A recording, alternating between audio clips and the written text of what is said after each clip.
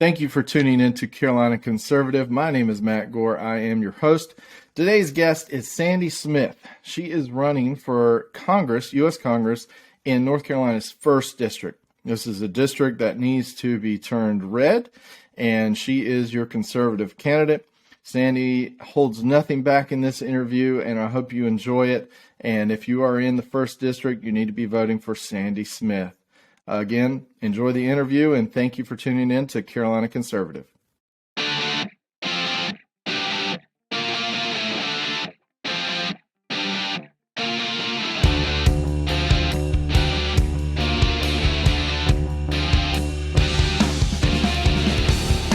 You're now listening to Carolina Conservative.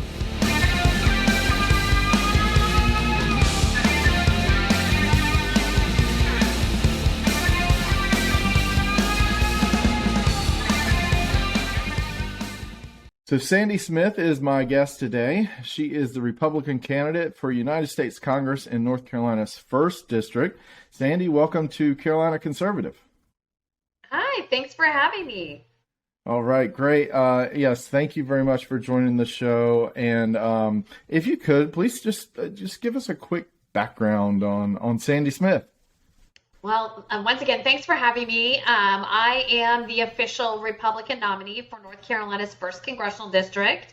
I won the nomination in a very tight and hard-fought primary against 7 other people. And I won. I ended up on top without a runoff. So that's how I got here. I'm a Marine mom. My daughter served in the United States Marines. I'm a business owner. My husband and I own a construction firm, as well as I'm a real estate investor. And we are also farmers. We have 137 acres that we have row crops on, and then we have a small little 10-acre farm that we have livestock on. I, like a lot of Americans, decided enough is enough, and there becomes a time that we just can't sit on the sidelines. And that's when I decided to step up and run for office because, if we want something done, we have to be willing to step up. And here I am, and I'm going to make it happen. Right. And I thank you. Number one, thank you for thank your daughter for her service. And thank you for stepping up because you're right. I think it's time that people get off the sidelines and we get rid of this kind of career political class and move back to the citizen legislature as it's meant to be. Absolutely. And that's one of the clearest distinctions between myself and my opponent is I'm not a career politician. I've worked in the private sector where my opponent has been a career politician his entire life. He has never held a private sector job. He really doesn't know what it's like to struggle. At one point, I was a single mom. So I understand what it's like to decide what are we going to buy at the market to make sure we can get through the week and feed everybody. And, right now, we're seeing so many families across our country, but especially here in the 1st District in North Carolina, suffering. We can't find food in our stores. I don't know if you've been into the grocery stores lately, but, I live in Rocky Mount, North Carolina, and I'll walk into the Walmart any day of the week, and shelves are bare. You go to the lunch meat aisle, because cheese lunch meat, that's my family loves sandwiches. Uh-huh. I know that's really funny, but it's bare. There's nothing there. And you go to buy a gallon of milk, and it's almost $6, and a dozen eggs is $5. I thought when we saw $3.50 for a dozen eggs, that was crazy, and now it's $4 and $5. So we need so much help. Yeah, I agree. Number one, what you said, being a career politician, there's no way you have a sense of what real Americans are going through. And right now, more and more Americans than ever are having to make those hard decisions. And even if you do have the money, you're right. Will you be able to find what you're looking for at the store? And what you do find is going to be at a premium. Oh, absolutely. It's at a premium price, but it's subpar product, honestly. Correct. And the same thing goes with service as well, it seems like right now. But yes. Yeah, go ahead. I was going to say, you're absolutely correct. But what the problem is with our service spaces It's not the companies, it's not the businesses, it's the government who's incentivized folks to stay home. I mean, when you go to, McDonald's or any fast food joint, and you talk to the folks, and they'll tell you, look, I make more money staying home than I do Hmm. at work, coming to work. And back in the day, it used to be you no show, you no call, you're fired. Nowadays, you no show, you no call, the employer is calling, begging, saying, hey, will you come in? Because they're barely making it. They can't keep their doors open, and it's all because of the government incentivizing people to stay home. You're exactly right. I run a business as well, and it is a service-based industry, and you're exactly right. It's you're begging people to work right now because honestly, it's a bad business decision on their end to work. Oh, absolutely. And honestly, I mean, you can't blame them, but we have to do something to fix the problem. It's kind of like our open border on the south of the United States, our open border down there. We are, being invaded really Hmm. by illegal immigrants. They're truly searching for a better life, and I don't blame them because if I was in their shoes, I would do the same thing. But we need to seal the border because we need to know who's coming in, and we need to take a look at that. We need to stop. We've got drugs, we got human trafficking, but again, all government self-inflicted. Yep, absolutely. So, hypothetically speaking, it's January 2023. The red wave that we assume is going to happen has happened because I really do. I think at this point the momentum is definitely pushing in the Republicans' favor. So, assuming that the red wave does happen, Republicans take control of the House and the Senate. What should be the number one priority in Washington at that point?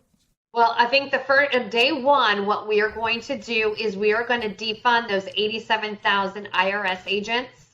I think that is what the Republicans, our entire conference wants to do, and we need to do that. And what we want to do is then allocate that funding down to our southern border and put 87,000 Border Patrol agents on our southern border. Those IRS agents that the Democrats have funded through the Biden administration are targeting average Americans like you and I. They have to have somebody pay for their special pet project, and they think we're going to do it. But when we take back the House, and when I'm Congresswoman Smith, we are going to vote to defund those 87,000 IRS agents. I love that. I love that. I think that's a very good priority because, they're not looking for the big time criminal organizations. You're right. They're attacking you and me, small business owners, mom and pop or just average Joe that may have said the wrong thing on Facebook. They're targeting folks that make $20,000 a year.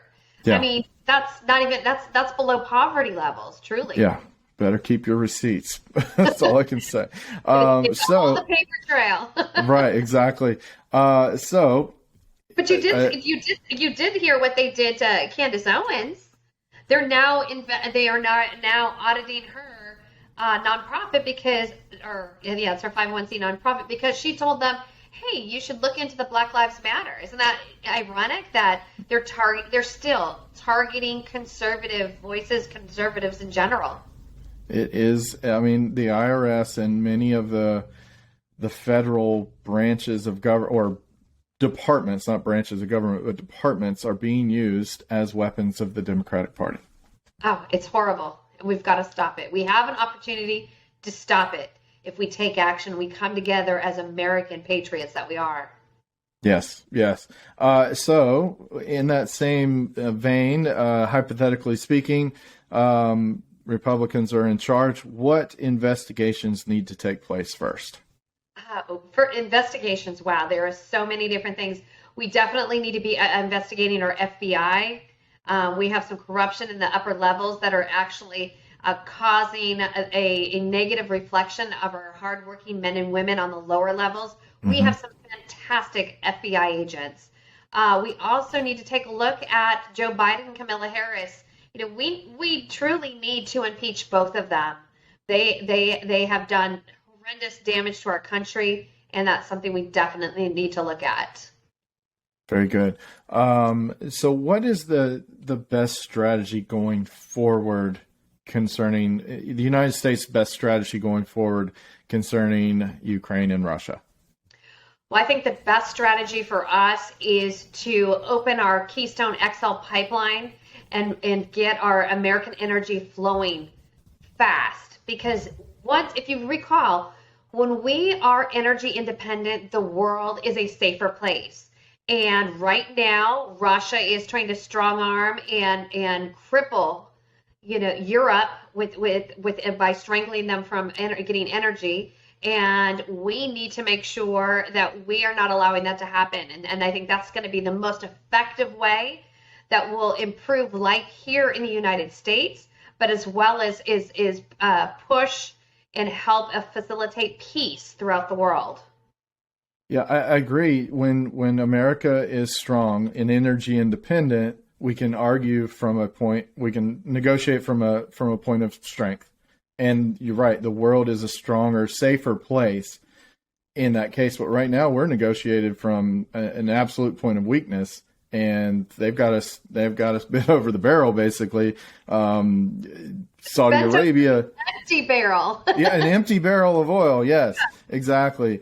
They've got all the cards. We've got nothing, unless we choose to use our strength, which we're choosing not to. The thing is, President Trump had it right. You are able to I lost the train of the thing. Peace through strength. That was what I was going to say. And we were so respected throughout the world, and a lot of folks are slowly realizing, how much of a safer place we had, how much of a stronger, respected country we had during President Trump's administration. And now looking at the Biden regime, and I call it a regime because that's exactly what they're acting like, we're showing that we are weak, that we are vulnerable, and that we can be bullied around and pushed around. And that's horrific. I mean, they released today that, our military is not ready for action. I think our Marine Corps, go Marine Corps, hoorah, that they were the only ones that were rated had a strong rating. And that's extremely alarming. So we've got a lot of work to do. And it's scary to think Joe Biden did this less than 2 years. Less than 2 years. Yep, you're absolutely right. And I was following someone earlier today on Twitter, and they said intentionally. There's no mistakes happening here. He's a bumbling fool, but they know what they're doing, exactly what they said they were going to do, and exactly what they want to do. It's almost as if they are literally, and some might say they are, trying to burn down the house. I mean, it's crazy. I mean, some of the things that they are doing, we would never have even fathomed them years ago. Never, And they're doing it. I mean, they're destroying our families. They're destroying our country. They're destroying our way of life. It's crazy. I agree. And moving on, you mentioned families, so let's talk about kids. One of the issues that you highlight on your website is school choice in education. So what does school choice look like to you in the plan that you see as best to move forward? First of all, let me say, I believe school choice and all of the education dollars should follow the child. If you and bottom line, let me say this is even more important. The parents are the ultimate decision makers. The parents are not co-parenting with the government. And we need to send a strong message that is the law of the land, that parents have the ultimate decision.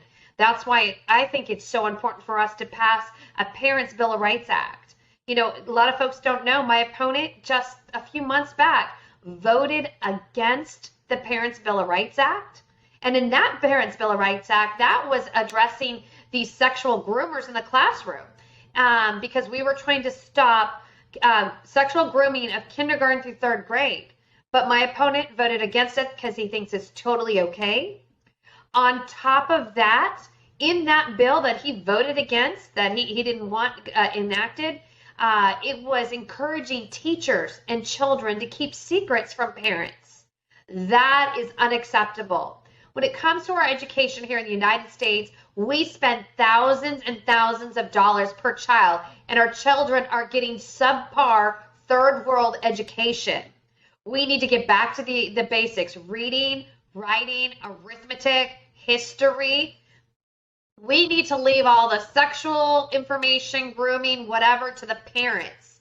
Let them decide when it's their child's time to learn about those things. We should not have educators and the government in the schools confusing our children and causing them to question their gender. It's insane. And since we're on the topic of schools, I'll say this, because we need to make sure our girls have safe spaces at school, meaning they do not need to have men, biological men, in the bathroom pretending to be women. They don't need to be in our locker rooms. And more importantly, they do not need to be on our sports schools teams stealing our girls' scholarships. So you had me on a little bit of a rant for a second, but I was like, let me go. Amen. No, I cannot argue with anything you just said. You started off, and I didn't know where you stood exactly with school choice, but when you said the money should follow the student, no matter where the student goes, that's the key to me.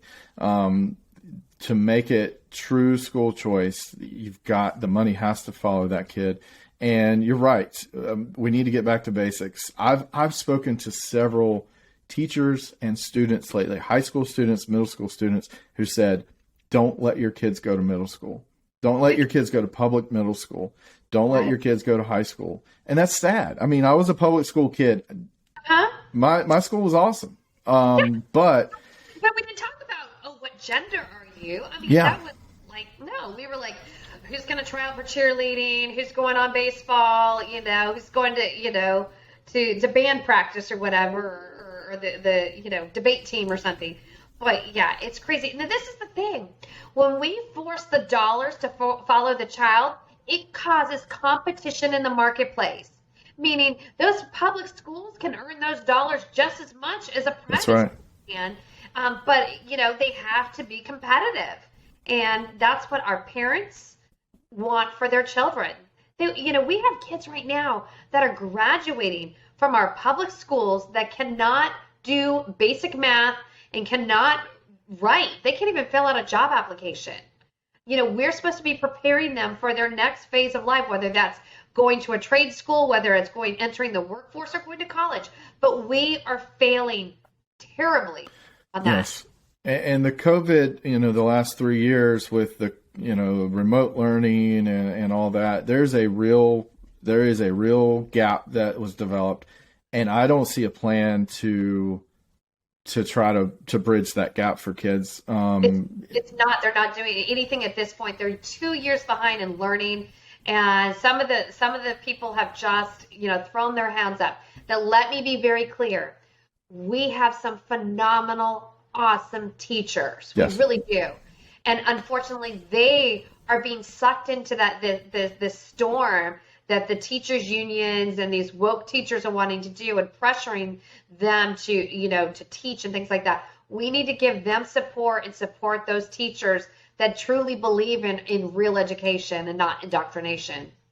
Agreed. Absolutely. Get the politics out of the classroom and just teach the fundamentals. You're exactly right. Again, with the kids, the CDC this week is most likely going to be announcing that they're going to be adding the COVID vaccine to the recommended vaccine schedule for children, which my understanding is that's going to mean that states and school districts, especially federally funded, may start requiring the COVID vaccine for kids to go to school. So thoughts on that? How do we fight against that at this point? First of all, we should not be requiring any type of experimental shots being forced on parents to give to their child in order for them to go to school. If they want to recommend it, that's one thing, but forcing it or excluding a child from participating in school activities because of it is unacceptable. It's discrimination, and we need to make sure we have firm laws. Either the states can enact something or we can do it federally I'd rather it be happen on a state level because Agreed. that's how our founding fathers intended it to be. But either there be exemptions if they want to push that. But more importantly, I think it's extremely reckless that we have the CDC and even school officials that are entertaining the idea, especially when we have documentation that we have severe vaccine injuries happening all over our country, affecting thousands and thousands of young people, especially healthy young people at that. Healthy young people, and a really unaffected percentage of our population. The children my kids got COVID. A lot of kids got COVID, and we had very, very small adverse effects when it came to kids. Yeah, some children did die of COVID, but we're talking about a percentage of a percentage of a percentage. Exactly. Yeah. And the thing is that there was other underlying issues. Correct. And the thing is, they're not taught. They actually came out and said, look, I think it was the CDC or one of these medical agencies just came out and says, look. Maybe it was the pharmaceutical companies themselves that said, hey, this wasn't going to prevent anything. It wasn't, basically like they sold us a phony, box of goods, if you will. Agreed. And now they're asking for exemption so Americans can't, seek, action and be compensated for their lack of transparency, lack of information, and being vaccine injured. I think that's horrific. Yep, I agree. So another hypothetical question, and you mentioned I normally don't answer any hypothetical questions. It's so funny. So as you say that, I'm kind of giggling to myself, and you said, I was like, I love it. Hopefully you can make this a reality. But make it a reality. You can shut the doors on one federal department. You mentioned the IRS earlier. Which one do you choose? Wow, that would be a good one to choose. We need to audit the Federal Reserve. Let's see. There's quite a few. We definitely could start with the IRS. That's a good one to start with. Good. Sandy, is there anything else that you want voters to know before they head into the voting booth?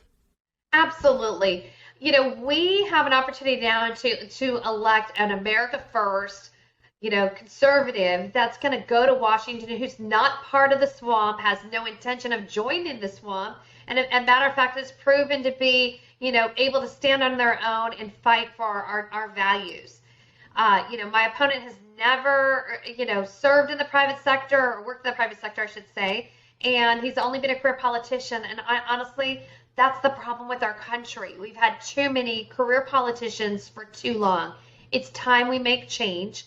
And I would love that opportunity to serve you, because not only am I in North Carolina serving the folks here, but as a congressional member of Congress, I would actually be helping pass legislation that affects millions of folks across our country. We need to give families the relief they need. We need to get businesses the relief they need. We need cheaper gas. We need cheaper food. We need to fix our broken supply chain. And the thing is, I am not supported by all the big PAC groups. A matter of fact, my opponent has had $3.2 million spent against me, and I've had very, very little, if any. And but we're still leading him in some polls or tied up. So this is very much a race that is to watch. They're calling this the dark horse race of 2022. And I would love the opportunity to make history with you guys and earn your vote and go to Washington and make the change that we need. We need help. We need support. So if they want, you can go to my website, sandysmithnc.com. Click on that donate button. If you can send $5, great. That gets a yard sign. If you can do more, great. I can put more commercials and radio ads. This is a team effort. This is a grassroots effort. It doesn't get any more grassroots than me. But I have to say, Matt, it's been an absolute pleasure coming on. Thank you so much.